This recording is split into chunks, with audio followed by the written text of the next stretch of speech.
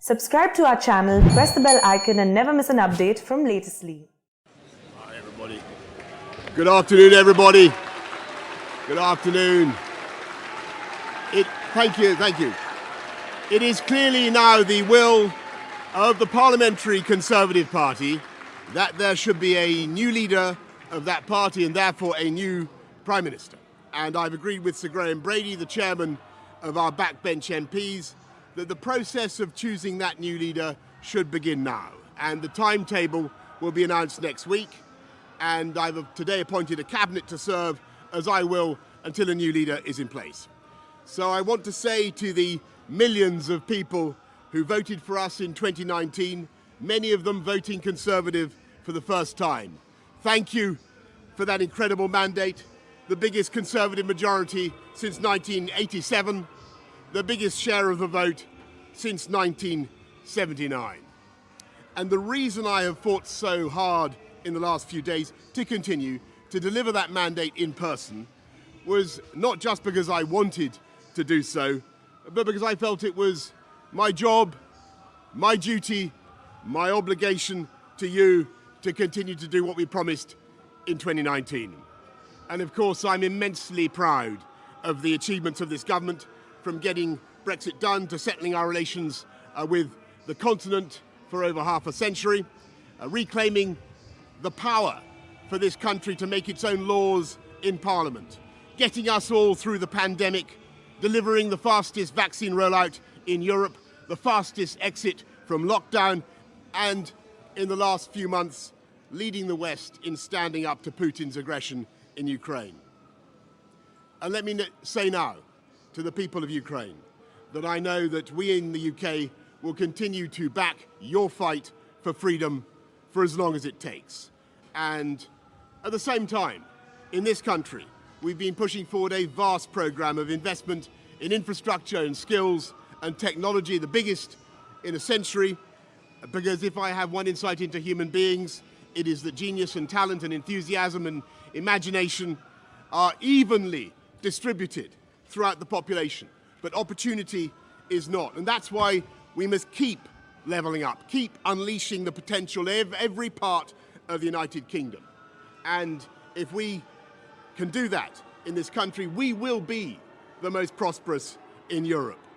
And in the last few days, I've tried to persuade my colleagues that it would be eccentric to change governments when we're delivering so much, and when we have such a vast mandate, and when we're actually only a handful of points behind in the polls, even in mid-term after quite a few months of pretty relentless sledging, and when the economic scene is so difficult domestically and internationally. And I regret not to have been successful in those arguments, and of course it's painful not to be able to see through so many ideas and projects myself.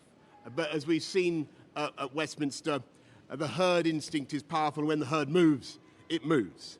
And my friends, in politics, no one is remotely indispensable.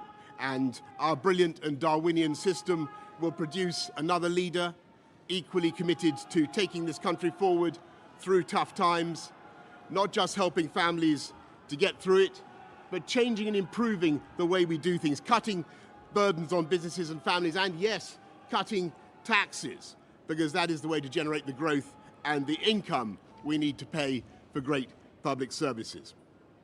And to that new leader, I say, whoever he or she may be, I say I will give you as much support as I can. And to you, the British public, I know that there will be many people who are relieved, and perhaps quite a few who will also be disappointed. And I want you to know how sad I am to be giving up the best job in the world. But them's the breaks. I want to thank Carrie and our children and all the members of my family who have had to put up with so much for so long. I want to thank the peerless British civil service for all the help and support that you have given our police, our emergency services, and of course our fantastic NHS, who at critical moment helped to extend my own period in office, as well as our armed services and our agencies that are so admired around the world. And our indefatigable Conservative Party members and supporters, whose selfless campaigning makes our democracy possible. I want to thank the wonderful staff here at Chequers, here at Number 10, and of course at Chequers, and our fantastic prop force detectives, the one group, by the way, who never leak. Above all, I want to thank you, the British public, for the immense privilege that you have given me. And I want you to know that from now on until the new Prime Minister is in place, your interests will be served and the government of the country will be carried on. Being Prime Minister is an education in itself. I've travelled to every part of the United Kingdom, and in addition to the beauty of our natural world, I found so many people possessed of such boundless British originality and so willing to tackle old problems in new ways that I know that even if things can sometimes seem dark now, our future together is golden. Thank you all very much.